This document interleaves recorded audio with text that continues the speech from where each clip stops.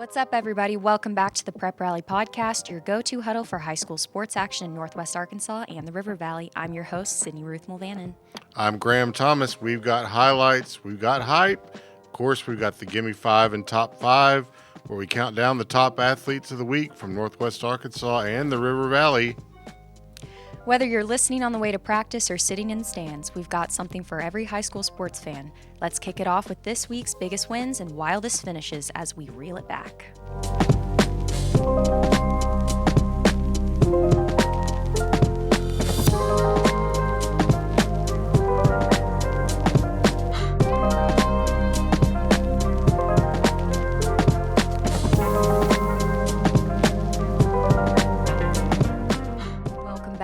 Let's reel it back to some of these finishes this week. Graham, take it away. Oh, Sydney, it was a great week in high school football. I mean, it was a little just chilly, too. Oh, it was great. No. Let's say good morning to Leland Barclay in the River Valley. Is it 54 degrees like it was here this morning? Oh, I am still in a t-shirt and shorts, so I'm happy. Leland's more of a warm weather kind of guy, so he's not gonna be excited about the cooler temperatures as we are, but that's okay. So let's start it off, Leland, in the River Valley this morning. Some really good games down there. I think the most impressive win down there, though, has to be the Ozark Hillbillies taking down the Boonville Bearcats, the 0-2 Boonville Bearcats, in a really good game last week. Mm-hmm. Yes, Harold McIlvain was there to cover that game. Ozark improved to 2-0 in their first season under Josh Watson. Very impressive performance again. It was over a slightly depleted Boonville Bearcat team, some injuries. They started the season with a couple of guys on the injured reserve list. They added some more after their opener at Poto, Oklahoma. So I think they'll be healthy. They may have lost one guy for the season already, but I think they'll be healthy by the opener, but still put up a very very good effort against Ozark in a rivalry game, like we knew they would. But Ozark just, was I think too much. And John Skolarski, a sophomore running back, continues to have a big game. 183 yards rushing. The big one was a 77-yard touchdown run as the first half expired. That was really I think the big momentum shifter for the Hillbillies in their game. That was a crazy play too, because there was 1 second left and Coach Watson called timeout, and they were pinned way back on their side of the field. He calls timeout, and instead of just going to halftime, they run one play and it goes for about an 80-yard touchdown run. So, and ended up being the winning difference in the ball game. Mm-hmm. So, 1 second can mean the world with Leland. Well, and it was a run play, not a pass play, but a run play that they had worked on during the week. One that they obviously had confidence in.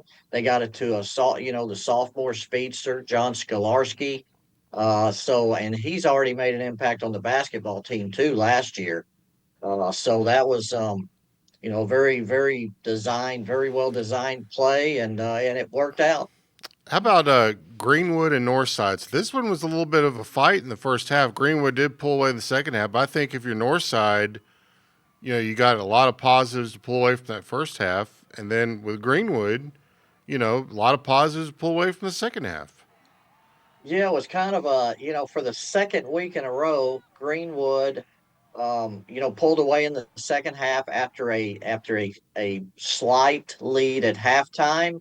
That could have even been even slighter, except for an interception right before the half. And then for the second week in a row, also, Northside was close at the half and gave up some big plays in the second half in a defeat. But Northside had a shot to be down 27-21 at the half before that interception. They were on the Greenwood 22-yard line in the final few seconds. Greenwood makes a big defensive play. Greenwood scored 4 touchdowns in the first quarter. Then they scored 4 more in the third quarter and pulled away. And for the second week in a row, Greenwood's defense did not allow a touchdown in the second half. Wow. Couple of quick mentions here. We'll mention that Alma got its first win of the year against Siloam Springs. A nice win there for the Airedales.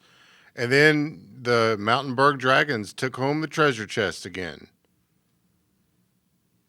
Yeah, Ryan Allen made his debut for Mountainburg, and as expected, was the impact player in that game. 208 yards rushing, 3 touchdowns on the ground. He also completed one pass for 52 yards. So Ryan Allen again, the three-sport All-State athlete from Mountainburg, off to a good start for his senior season. All right. Up here in Northwest Arkansas, we had several big games to mention. Sydney, Crazy few games. now you were at the Fayetteville Broken Arrow game, and I was freezing my tail off, no less, but you should have had on this vest here. That would have helped things. y'all, I tried to prepare. I had a sweatshirt on and everything, and I was like, teeth were clattering the whole time, but it was a dynamic game. I mean, both defenses on both sides were incredible in that first half. Yeah, defense was dynamic that night. Offense on both sides, a little rough, but then towards the end, Fayetteville pulled away, and that was just such an exciting moment. And I think, Greenwood and Fayetteville played in that beginning of the year scrimmage game. Right. Both competitive teams, but I think for both of those teams, they really do find ways to win at Sure. the end. So, Well, so Fayetteville and Broken Arrow were tied at 10. yeah. Going into overtime, Fayetteville had a chance to win it, and right before overtime, and missed a field goal. Broken Arrow scores first. They're up 17-10. Fayetteville scores and goes for two. Caleb Johnson converts the 2-point conversion. I loved what Scotty Bordelon wrote in his story about Casey Dick. Just those kind of moments where you win like that is just he had to take a moment and just sort of kneel down and just check himself a little bit. So. And it was impressive, too, because earlier in the game, Caleb Johnson did have a nasty hit. So to come back in the game and win the way they did, that was impressive.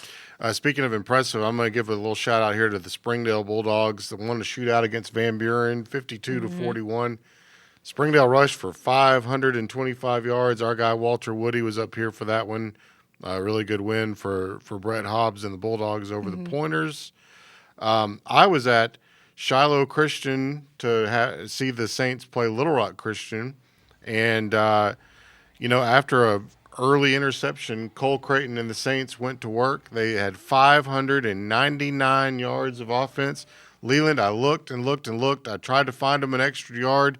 I couldn't find one. 599 is what we're going with. Coach sent me his huddle stats anyway, and he was shorter than I was. So I'm going to go with 599. But Cole Creighton was really good. 412 yards passing, stayed healthy the entire game, which was the really big deal for him. We talked about last week. He had gone out with a collarbone injury to his non-throwing shoulder the last two times they played Little Rock Christian. So big for him. Big nights for Zane Slider and Chandler Kemp and Griffin Mason, who scored 4 touchdowns at 122 yards rushing. Shiloh is going to be problems for people in Class 6A. So watch out, Greenwood. Pre-show, Leland did bring up that Greenwood and Shiloh Christian will be one of the games to watch this year, and so I'm already looking forward to that game. I know it's, a bit ahead, but that one's going to be a really good one. And, the main event up here turned out to be not such a main event, but Bentonville just destroyed Conway over on Friday night. Their defense was really good. And, we were talking about a Conway offense that had 700 yards in its season opener against Jonesboro. Well, Bentonville's defense is not Jonesboro. It was a 41-17 win for the Tigers at Tiger Stadium. Now, don't read too much into it. These two could meet again, and it could be in a different locale. And can always flip-flop. Oh, yeah. Just like last year, Conway pretty much had their way with Bentonville in week 2, and Bentonville turned the tables on them in the playoffs. So I think, the big thing to take away here is that, a lot of these teams are who we thought they were, right, Leland? Oh, I think so. I think they've shown that. I've been the lone holdout that has voted Bentonville number 1 all season in the Arkansas Sports Media poll. And I think they're showing why they are capable of earning, at least one vote. I know everybody's high on Bryant, and they should be, but I think Bentonville's very, very good as well. And we mentioned earlier, the Shiloh Greenwood game that's coming up, the first conference game of the year. There's three gigantic games in the state this season. Bentonville and Fayetteville, obviously, Battle of the Bryant and Betterville. Conway, obviously, and then Greenwood and Shiloh Christian. So, there's a lot. And like you said, the locale could change because the winner of each of those big school conferences will have home field advantage throughout. The team that loses that big game is probably going to have to go on the road in the semifinals to face that other champion. So, a lot at stake, and boy, it's shaping up to be a great season again. Hmm. Oh man! All right. Well, that's there's so many more games we could recap. I would encourage everyone to go on to NWA Online or River Valley Democrat-Gazette.com and check out some of our recaps on in the Saturday and Sunday paper. There's just so much we could talk about this for 2 or 3 hours. But now we're going to take a break, and we want to thank our sponsor, West Termite. Take control of your pests with West. Whether it's termites, mosquitoes, bed bugs, weeds, or lawn disease, West has the experience serving Arkansas, Missouri, and Oklahoma since 2003. Book your free consultation online today at westtermite.com. After all, West knows pests best. So well done again. Oh, thank you. All right, we're going to take a break, and when we come back, we will look ahead to this week's big games and give you our predictions. This is Prep Rally.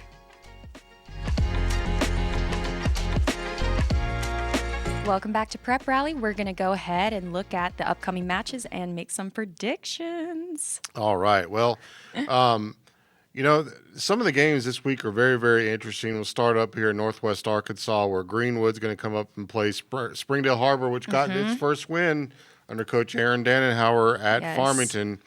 Boy, and a side note, I really hope Aiden Lester's going to be all right. He suffered an injury in the game last week against Springdale Har-Ber, and best wishes to him for sure. He's a really great kid. But Har-Ber's got their hands full with Greenwood. It'll be at Har-Ber. It'll be a great environment over there at Wildcat Stadium, so that's a big one. Farmington at Prairie Grove, the Battle of Highway 62. What a great rivalry that is. I got to go to that for the first time last season at Farmington. This year it's at Prairie Grove. It's a lot of exciting things going on at Prairie Grove, Leland. I don't remember when the last time you were at Prairie Grove. They've got turf. They're getting an indoor facility. I mean, it is just things are changing over at Prairie Grove. They've got a brand new gym that's really nice. It's not the little bitty Prairie Grove that we all used to know and love. So that will be a heck of a matchup. Our guy Rick Fires will be on the scene for that one this weekend. Tulsa Lincoln Christian is coming over here to play Shiloh. We talk about, Shiloh's had Little Rock Christian's number the last 3 years and has beaten them 3 years in a row. Well, this Lincoln Christian team has had Shiloh's number, so that'll be a big test to see if Shiloh can play a really good Tulsa Lincoln Christian team. Muskogee is coming over to play Bentonville West. Rogers handled them quite convincingly.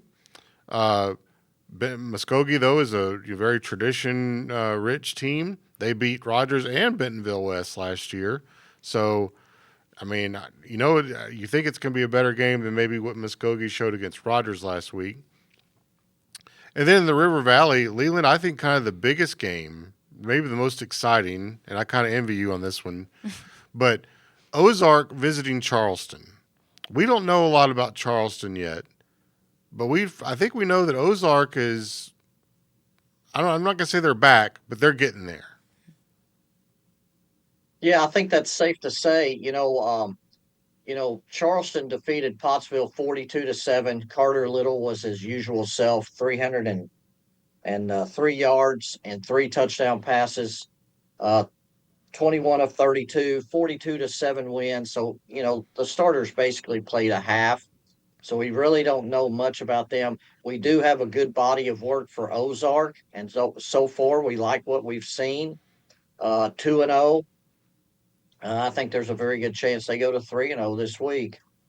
But Charleston in their second game, they're going to have one of the best pass catch duos in this area with Carter Little and Emiliano Guyana. So I think they have the offense to stay with Ozark. So that's the Franklin County feud separated by the Arkansas River, even though it's the same county. So I think I think it's going to be an interesting one. That ought to be a great environment. If we get good weather, and Alumni Field will be just a really fun place to be at on Friday night. Well, Well, and one of the most fun press boxes also in the River Valley is definitely the Charleston press box on a Friday night. Why is that? what? Is that the one where Kevin gets his coffee from, or Um, I don't know if that's where Kevin gets his coffee, but it's a very, I'll say it's a very lively press box on a Friday night. You and your press boxes, hospitality rooms. Gosh, every time I go to a game, like Leland's always just like, make sure you go to the hospitality room. And he's always giving me the info of who has the best. he's just making sure you get to eat? That's It's true. Right, important. years of experience, I guess. Sadly, I have yet to be in a press box or hospitality room this You season. never want to go through a football game hungry because we don't have time to go to the concession stand during a game and Yeah, grab but some nachos. You I'm know what I also mean? filming the game, so That's why some you go early and you get the hospitality room. So, yeah, I'll go one of these days. But anyway, let's start with those predictions. all right, who you got? Who you got? Let's roll with this. We'll start with. I think this may be a pretty good game too down the River Valley. We didn't mention it on the front end here, but my Paris Eagles, Jeff Weaver and the boys are 2-0. Going to go to Boonville now. I'm hoping this is a good game. Boonville, I think, is you would think that they would handle Paris, but we'll see. So I'm going to take Boonville to beat Paris close. Who you got, Sydney? You know what? I'm just gonna be the opposite here. I'm gonna go for Paris. All Let's right, cheer I 'em like on. that. Good pick, Leland. Who you got? Well, yeah, that is picking Paris is definitely not a bad pick at all. They started a lot of young guys last year, and and those guys are starting this year. They have a returning quarterback, Josh Oney, that played about half the season last year, and their offense is rolling right now. They're off to a 2-0 start, but man, it's hard to win at Boonville, and even a slightly depleted Boonville team is still really good. And I've still got to go with Boonville in this one. Yeah. Uh, so Van Buren making the trip to Greenbrier. We didn't mention this much about this one either. Sydney, if you ever get a chance to go to a football game at Greenbrier, it is the most beautiful setting you'll ever see for high school Really? football. It is tucked away inside a bunch of hills. Leland, I don't know if you've been there recently. It's a really nice setup over there at Greenbrier. Van Buren doesn't need to get caught looking at the scenery because I think Greenbrier is a pretty good football team. So, Yeah, they're a real good football team. The thing about this game concerning Van Buren is Van Buren gave up over 500 yards, 525 yards rushing to Springdale last week. Springdale had three running backs go over 100, two of them very close to 200 yards. I mean, I'm just In fact, gonna. I think the quarterback went 202. So they're going to face arguably the best running back in the state this week in Greenbrier and Enoch Asan. He rushed for 1,989 yards last year. He had 313 in the opening victory. Last week, they didn't need him much against Russellville, finished with 69 yards and one touchdown. But in two games already, he's close to 400 yards rushing, and he's the real deal. Big, powerful back, and I think Van Buren has trouble with him again this year. And I'm going to pick Greenbrier to win at home over Van Buren. Sydney, who you got? I'm just gonna compare it to the Hogs. But I mean, last season we saw an Arkansas team beat Tennessee, who ended up being a playoff team, and then lose to Ole Miss, and I think they had 500 yards, a record. They had a school record in that game. So the best part about football is you never know. So I'm going to take Van Buren here despite the loss last week. You know what? I'm also going to roll the dice here and go with Van Buren. The one thing that gets lost on that is Van Buren put up a lot of offense too. So I'm going to say Van Buren's going to win a shootout. My boy Austin Riggs going to catch some big touchdown passes. Van Buren in a shootout wins at Greenbrier. Mm-hmm. All right, moving on. Battle of Highway 62, Farmington at Prairie Grove. Real quick here, don't know the status of Aiden Lester yet. Prairie Grove had a tough time at Tahlequah Sequoia. I'm going to go with Farmington, close in a rivalry game. Who you got? I'm going to say it's close as well, but I'm going to go for Prairie Grove. All right. Leland, who you got? Well, I think it's close too, and I know we don't know Aiden Lester's status, but there aren't very many teams in the state that have a backup like Slade Norwood, who's obviously really good too. Had a big year at Greenland last year. He moved back home this year. I still think Farmington is the best team in this game. Tommy Tice will have a plan and a backup plan for the backup plan, if you know what I mean. He'll have lots of things ready to go. Tulsa Lincoln Christian at Shiloh. Just saw Shiloh Christian myself. Who you got? I got Shiloh Christian. Sydney, who you got? Shiloh Christian. And Leland? Yeah, I think Shiloh Christian. Another 2 weeks of non-conference play, one game each for Greenwood and Shiloh Christian. But Shiloh Christian may have the best skill players in the 6A West. And I think they get some revenge on Lincoln Christian this year, which is still Lincoln Christian's won the last two state championships in their classification in Oklahoma. But I think this Shiloh Christian team is really good, and I think they win this rematch. All right. And our last pick for who you got this week is the one we mentioned here earlier in the show, Ozark at Charleston, the Franklin County feud. Sydney, who you got? Boy, you're stressing over this one. I am going to say Charleston. I'm going to, I told you today my picks would be a little odd. I picked Charleston to win the 3A1 conference and to win the state championship, I think. No, I picked Salem to win the state title. We'll see about that. But I did pick Charleston to win the 3A1 conference. But I'm kind of going to hop on the Ozark Hillbilly bandwagon and say Ozark keeps playing well at Charleston, wins in a shootout, a lot of points on the scoreboard. Leland, who you got? Yeah, I agree with you 100%. I think it's going to be a shootout. Man, it's hard to pick against Carter Little, such a dynamic quarterback, already off to a great season. But they kind of go from playing a Pottsville team and playing maybe a half or 2.5 quarters. They're going to have to play a full quarters against Ozark, a physical team this year. I think Ozark improves to 3-0 to go into 4A4 play. All right. Well, that was another exciting edition of Who You Got. Mm-hmm. And before we get into the Give Me 5, we want to remind everyone that NWAOnline.com and River Valley Democrat-Gazette.com are the premier spots to check out everything high school sports that these guys write, our other sports reporters. Additionally, you can follow our Instagram and Facebook at Prep Rally Pod, where we share exclusive interviews and any kind of behind the scenes. So now let's take it away to the Give Me 5. All right. So Give Me 5 in the River Valley. Leland, the show is yours. Hi, my name is Ken Archer, and this is the River Valley Gimme 5. These are the top 5 performances of the last week in the River Valley, and it was really difficult narrowing it down to 5. This could have easily been a Gimme 10 in the River Valley this week. But number 5, Braden Palmer of Southside won the Rogers State After Dark cross-country run in Tulsa last Thursday with a time of 15 minutes and 36 seconds. He finished first out of 345 participants. That included Har-Ber, Tulsa Union, Jinx, Broken Arrow, Owasso, just a tremendous cross-country event. Of course, it was a 5,000-meter run. He finished first, and that time is the best time recorded this season in the early cross-country season in either Oklahoma or Arkansas.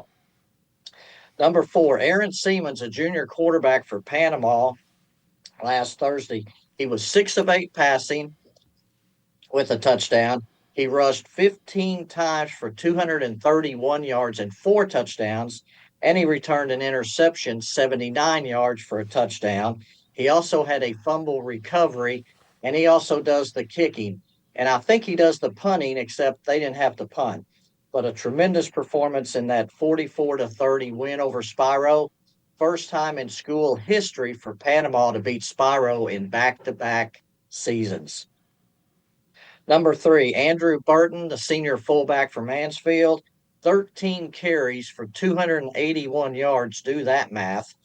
And 3 touchdowns in a win in a 46-6 win over Waldron. He's off to a tremendous start already as well. Number 2, of course, Ryan Allen, the senior quarterback for Mountainburg, 26 carries for 208 yards and 3 touchdowns. He also completed a 52-yard pass in a 33-7 win over Cedarville for the Treasure Chest Trophy. Number 1, our River Valley Democrat-Gazette Player of the Week, a very familiar name, Kane Archer, senior quarterback for Greenwood. Did it in a little different way than what we're used to with Kane Archer. Now, he did complete 21 of 31 for 278 yards and 2 touchdowns. But how about this? He rushed the ball 7 times and had 5 rushing touchdowns. He said it's the first time in his life that he's ever run for 5 touchdowns. 2 of them were on scrambles. One was a 30-yard touchdown run in the first half where he kind of ducked under a potential sack. And then in the third quarter, he had the most dazzling 10-yard touchdown run that you will ever see in your life for a dazzling run in that game. In a 61-14 win over Northside, and that's the top 5 performances out of many in the River Valley this week. Take me through the dazzling play. What can you even remember about that play? I rolled to my left and I saw this dude and I was like, just got to get the first dude off me so I don't take a sack. And then I was like, a couple creases opened up and I was like, I'm going to take this to the house. After you've missed like the first 3 dudes, you got to get him at that point. So I had to get him. What a dazzling word choice, Leland. That was so great. You know, I saw that 5 rushing touchdowns. I thought, man, has Chris Young lost his mind? But, you know. All right, Well, Graham. Get into the top 5. It's going to be top 6. I have a bonus. Top 6. Okay. My name's Xander Selcher, and this is the NWA Top 5. So, number 5, we're going to go with Fayetteville and the win over Broken Arrow. Caleb Johnson with a 2-point conversion to win it for Fayetteville. That's those kinds of wins help you down the road. Being able to win a close. I mean, I know everybody would love for Fayetteville to go, sling 8 touchdowns passing and all that and blow them out. But to be able to win a close ball game. And it just shows the testament of their players because, like I said earlier, Caleb Johnson had a pretty hard hit in that game. And so to come back and basically win the game for Fayetteville, that just shows the strength of toughness of their players. Number 4 is going to be Trey Thompson of Bentonville West with 6 touchdown passes and a rout of Cabot. We think Trey is really primed for a great year. I'm looking forward to seeing him play this week. Number 3, we've mentioned it earlier, the Shiloh Christian offense. Cole Creighton, 412 passing yards. Zane Slider, 12 catches for 211 yards. Chandler Kemp, 7 catches for 102, plus he had a 52-yard run. Griffin Mason, 4 total TDs, 22 carries, 111 yards. They were in fine form on Friday night. Number 2, Har-Ber with getting the win over Farmington, rallying to do so. Trayson Reith, 3 touchdown catches for Har-Ber. That was big for Har-Ber to get that one, I think. And number 1 is our Northwest Arkansas Democrat-Gazette Football Player of the Week, Carson Hayter of Springdale, with 204 rushing yards. He also threw a 49-yard touchdown pass, 525 rushing yards for the Bulldogs as a team. When they get that offense going, they are really difficult to stop and can be a real handful for teams. So great job by Springdale. They're also going to be our team of the week for the Hogs Illustrated luncheon this week. And I said there was a bonus, so we do have a bonus. So our athlete of the week for Prep Rally this week is going to be Grace Abruzzese from Bentonville, who shot a 75 to be the medalist of the Wolverine Invitational in Bella Vista this past week in a match of several teams in the area. But the fun part about it, she had a hole-in-one on par three, number 14, 112 yards away. The best part about it, and we've got a video too, the reaction of her teammates, not her teammates, I'm sorry, I said that wrong. The reaction of the players from other teams playing with her, celebrating that moment, would just really warmed my heart. It was a cool thing to see. Congratulations, Grace. And, it's kind of what it's all about, I think, with high school sports is, a lot of encouragement from not only your teammates, but your opposing players. And, that's my top 5 plus bonus. Well, what a special bonus that was. But all right, thank you for listening to the Prep Rally podcast this week. We will be back next week with hopefully some dynamic results from the Who You Got.